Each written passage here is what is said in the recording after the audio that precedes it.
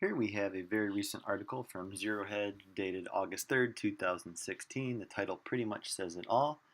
Goldman Sachs fined 0.1% of revenue for criminal theft of confidential Fed information.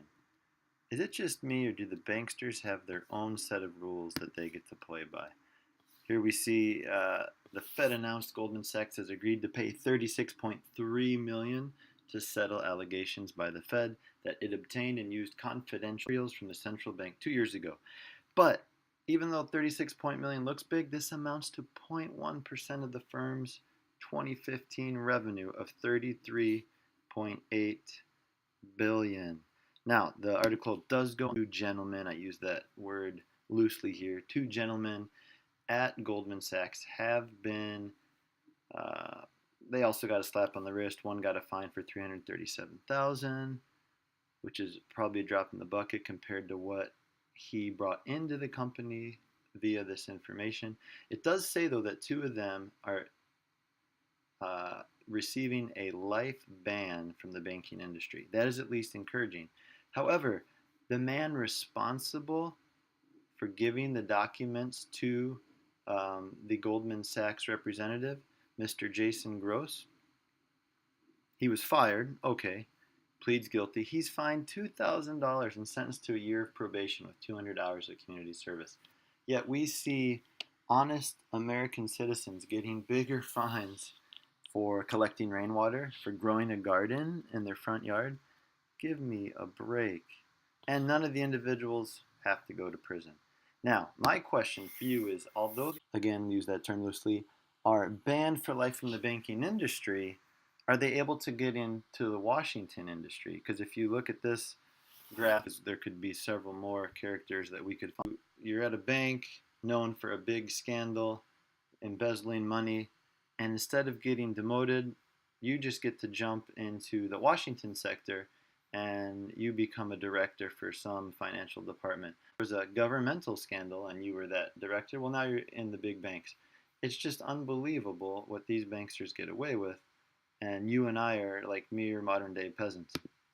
Let's look at a few more examples, though, to prove my point that the banksters get a different set of rules to play by. This is from 2009. This is unbelievable. So the 2007-2008 downturn, banks were declared, shortly after that, too big to jail, yada yada, we got to bail them out. Well, it wasn't just our government bailing them out. Rather than actually doing something that would help mainstream, they decided to only help Wall Street. But it says here that the UN Executive Director, Antonio Maria Costa, said in an interview that drug money often became the only available capital when the crisis spiraled out of control last year. The UN Office of Drugs and Crime had found evidence that interbank loans were funded by money that trade and other illegal activities. He goes on to say there were signs that some banks were rescued in that way. So you and I, many of us, are putting our money that were rescued by using drug money. I continue on. How about this? HSBC gets slapped on the wrist and pays a $32,400 fine for laundering millions of dollars for the terrorist organization Hezbollah. Why are these banks still in business? Why are we still giving them our money? Or how about this? We all remember Mr. Bernie Madoff. This article here is from 2014. A 2.6 on the wrist. Now, 2.6 billion, that sounds sizable, does it not? I wouldn't mind getting a billion at some point. But look at this. The penalties and restitutions come from the Bernie Madoff scandal come to 2.6 billion, which at first blush seems like a huge figure. But it comes to 2 cents on each dollar of pre-tax profit JP Morgan has earned since Madoff's arrest 5 years ago. Give me a break. If you and I knew, now granted, I'm not saying I would go do this, but how ridiculous is it to assume that when you give banksters a slap on the wrist, they're making billions and they have to pay millions, or they're making millions and they have to pay thousands? What on earth is going to keep them from repeating the scheme? But because of that revolving door that we see between Washington and mainstream, this is allowed to continue. But there is a solution. I'll share that at the end of this video. You and I do have some power. We do have some say. What's crazy, though, about Madoff is I think, yes, he's definitely guilty, but in a lot of ways, I think he's just the scapegoat. They blame it all on him.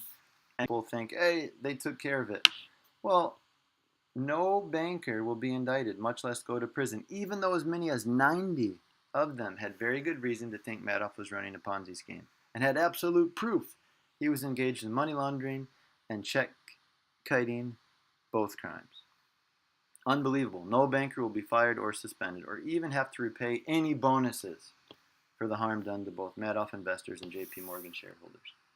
We're having to cut education for our children, for our kids, because there's not enough money. But yet, banksters who are ripping people off for billions get to keep their bonuses?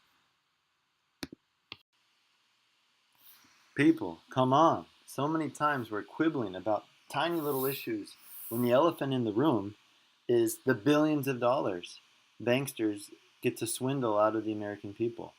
Or the $70 million contracts NBA players, bench players, are making. $70 million, and you're not even start. Or how about the $3 million every hour? Yes, go look it up. We spend $3 million every hour in Afghanistan.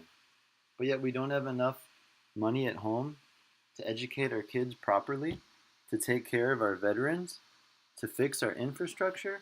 What on earth are we doing? Well, perhaps you're not familiar with any of the scandals I've brought up in this video so far. By the way, those were just a drop in the bucket. You can do a Google search and find many, many more. You could look at LIBOR, you could look at Deutsche Bank admitting they've been rigging the silver and gold market for years. The list goes on and on. But this one, I'm guessing, will more than likely hit home. Back in 2015, did you know the top 3 big banks in America, Chase, Bank of America, and Wells Fargo, earned more than $6 billion with a B because of overdraft fees and ATM fees? More than likely, you and I have been I know I've been victimized by it several times. I'm sure you have too. $6 billion. And these are banks that are taking money from Hezbollah, from HSBC wasn't the one listed, but I'm sure that they have the same policy. So we're giving money away to banks that are staying afloat from terrorist organization, the money they're earning, from the drug trade. This is unbelievable. So what can we do? I challenge you, go down the street, or I don't know where you live, maybe the downtown area, the mall. Go find a small bank, or better yet, go find a credit union. I have Desert Schools Credit Union right down the street here. They handle some of my financial doings. But let's take our money out of these big banks. They're criminal, they're corrupt, they get to do whatever they want, they get slaps on the wrist. We're basically peasants, modern day peasants. They play by their own rules. They break the rules, they twist the rules, and they're too big to jail. Well, I don't know about you, but I think it's high time that we take our money elsewhere. That's the power, that's the voice that we have. We don't have to stick the money in those banks to begin with. By the way, I can perhaps show this in another video. Legislation has already been written to allow for bail-ins in America and Canada. We've seen it in Cyprus. We've seen it in a few other nations. And I am 100% sure at some point they will try a bail-in, taking money that you and I have deposited into the bank and just giving us a haircut without notice. Bam, it's gone. So anyway, I hope you enjoyed this video. Please like it, share it. Until next time, thanks and take care. Bye.